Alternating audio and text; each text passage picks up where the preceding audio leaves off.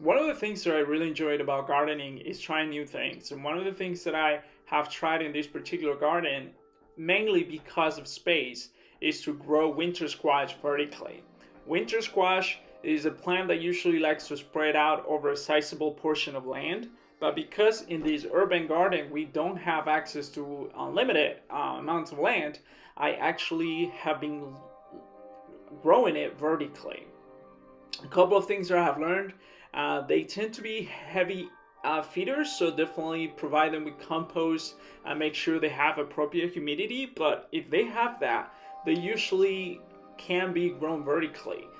As the vines start to develop, you do want to be mindful to kind of trellis the vines to tie them to the fence as often as you can to make sure that there is not a lot of manhandling of the vines after they have grown quite a bit, because the plants don't like that.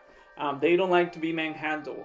And what I notice is that if I let go some of the vines and I come to them later and tie them and kind of maneuver them too much, they don't tend to produce as much fruit as they would normally do. So definitely do that often. But once the vine is growing and fully established, we get winter squash throughout the winter, and we eat it way into the beginning of the summer of next year. So definitely worthwhile crop to grow.